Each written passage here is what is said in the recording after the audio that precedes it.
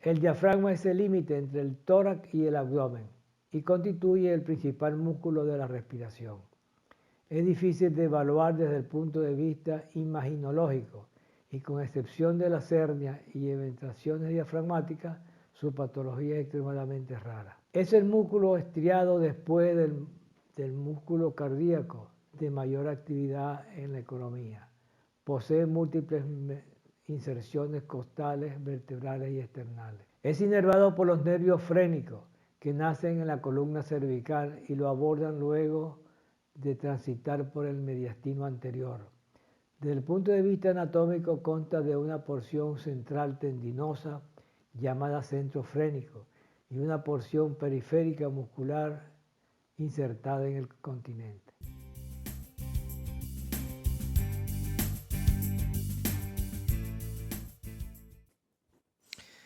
Recuerden ustedes que los semidiafragmas tienen forma de una sombrilla abierta o de una cúpula debido a 3 factores. Presión negativa intratorácica que ejerce un efecto de succión. Presión positiva intraabdominal que ejerce un efecto de empuje. Si tenemos una presión negativa en el continente torácico y una presión positiva en el continente abdominal, se crea una gradiente que va a venir de abajo hacia arriba. Y el tercer factor, el tono muscular, que es el estado de semicontracción del músculo. Si el diafragma no tiene forma de una cúpula, eso es patológico. Sobre el diafragma descansa un órgano que es el corazón, formando unos ángulos. Tenemos los ángulos costofrénicos porque forma un ángulo con las costillas y cardiofrénicos porque forma un ángulo con el corazón. Aquí tienen estas 2 densidades de agua que corresponden a los semidiafragmas. ¿Cómo deben ser estos ángulos costofrénicos? Esos ángulos deben ser profundos, diáfanos, claros, agudos, y la mejor expresión es como el pico de un águila. Los ángulos formados entre el corazón y el diafragma se denominan ángulos cardiofrénicos. El derecho semeja un ángulo recto y el izquierdo un ángulo obtuso o abierto. Es muy importante hacer el análisis del ángulo cardiofrénico izquierdo. Si analizamos esta porción de acá, vemos que hay 2 densidades. Esta densidad que viene aquí es una densidad de agua y esta otra densidad de forma triangular con vértice hacia el corazón es una densidad de grasa pericárdica. Muchas interpretaciones erróneas se hacen cuando se hace este análisis. A veces alguien dice que aquí hay una cardiomegalia porque el corazón llega hasta acá, pero no, el corazón no llega hasta allá, el corazón llega hasta aquí.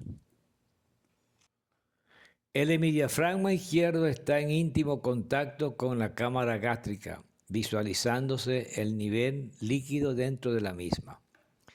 Esta característica es punto de referencia importante al momento de orientar una radiografía del tórax y sirve además para identificar ciertos signos radiográficos en derrame pleural. En ocasiones, la cámara gástrica no se visualiza en individuos normales en posición ortostática porque el estómago está vacío. En paciente acostado es habitual no observarla. La Escuela Mexicana de Cardiología la dirigió un famoso médico de apellido Chávez. El doctor Chávez decía que el corazón y los pulmones vivían en una misma casa, tenían las mismas paredes, tenían un mismo techo y por eso cuando se afectaba el pulmón, secundariamente se afectaba el corazón y viceversa. Nosotros le hemos agregado a ese pensamiento del doctor Chávez que el corazón tiene una cama donde apacigua sus pasiones y que esa es el diafragma. Eso es muy interesante para algo que vamos a ver más adelante. En una radiografía lateral podemos estudiar los semidiafragmas. El derecho generalmente se aprecia en toda su extensión y es más alto que el izquierdo en el 90% de los casos. El ángulo costofrénico con la proyección lateral es posterior y de mayor profundidad que el ángulo cardiofrénico de situación anterior. Observen que aquí hay un diafragma que lo ven en toda su extensión, desde la parte más posterior hasta la parte anterior. Ese es el diafragma derecho. Y el diafragma izquierdo solo lo van a ver hasta la mitad. ¿Por qué?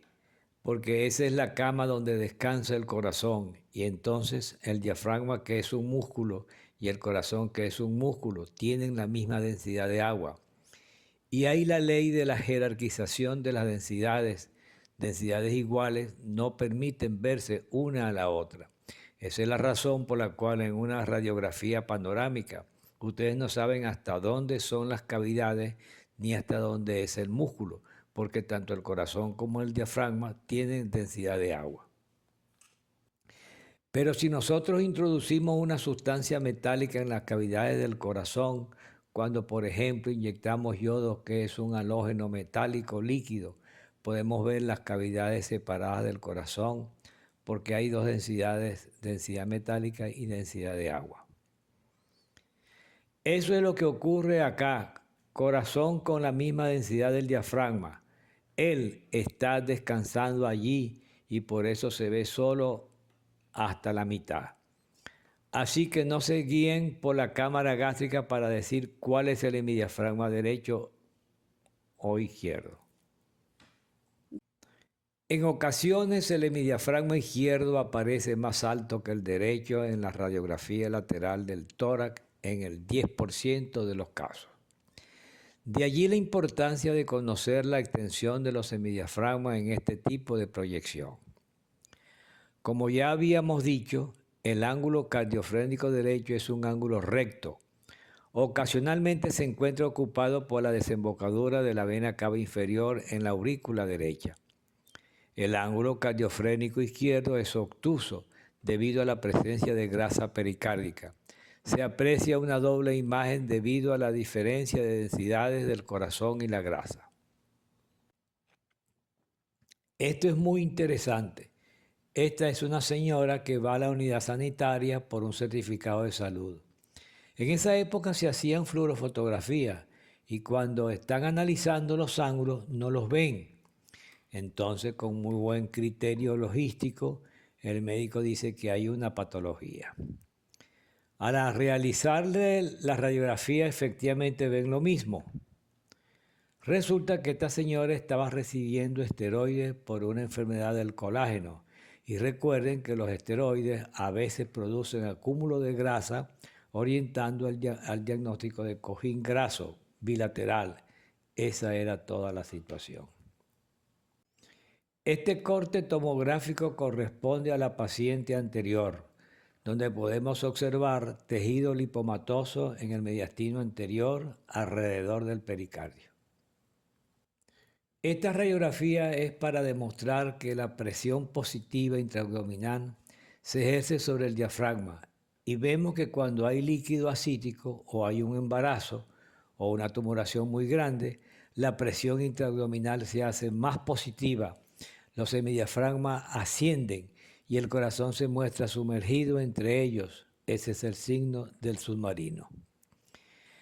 Esta paciente tiene líquido ascítico masivo, no puede ni siquiera bajar los diafragmas. Esto es una radiografía practicada en inspiración. Con esto se quiere reafirmar y enfatizar que sí es cierto que la presión positiva intraabdominal y la presión negativa intratorácica son los causantes de que el diafragma tenga la forma de una cúpula. La presencia de ascite impide la excursión normal de los hemidiafragmas durante la inspiración profunda, determinando su proyección en esta radiografía sobre el octavo arco costal posterior, cuando debiera proyectarse sobre el 10º arco costal posterior. Esta es la radiografía de un niño que hizo una neumonía por estafilococo. Hizo un neumatocele. La presencia de un neumatocele hipertensivo positiviza la presión intratorácica, por lo que se pierde la presión negativa. Es tan grande la presión positiva que produce un desplazamiento cardiomediastinal hacia el otro lado, pero eso no es nada. ¿Cómo está el diafragma? Miren cómo está aplanado, no tiene forma de cúpula. todo lo contrario, porque tenemos una presión positiva intratorácica. Cuando le colocamos un tubo a este paciente, drenamos ese neumatocele hipertensivo. Se restituye la presión negativa de la cavidad pleural, recuperando el hemidiafragma su convexidad normal. Con esta radiografía queremos demostrar que al drenar el neumatocele se recupera la presión negativa intratorácica y el hemidiafragma adquiere su forma de cúpula.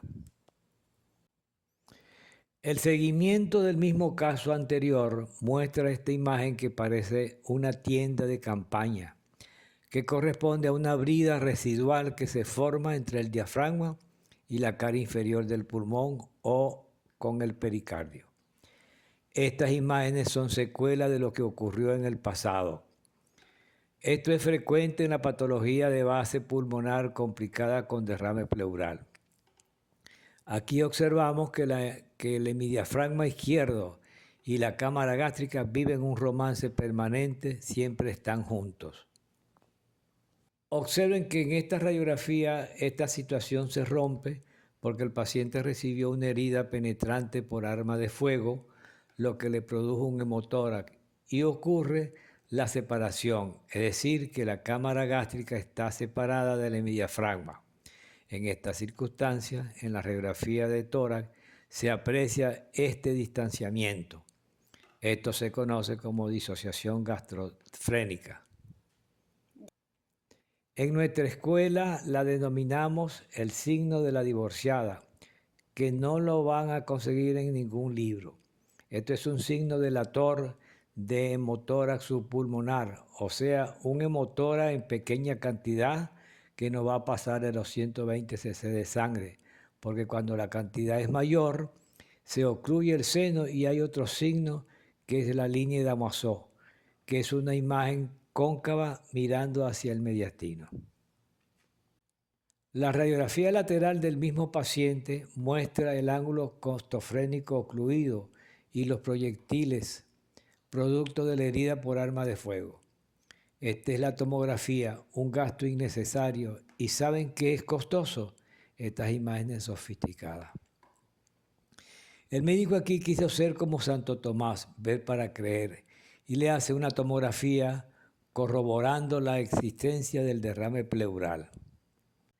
Seguimos analizando los diafragmas. Observamos que el hemidiafragma izquierdo tiene la forma de cúpula, mientras que el hemidiafragma derecho no tiene forma de cúpula. ¿Qué pasó?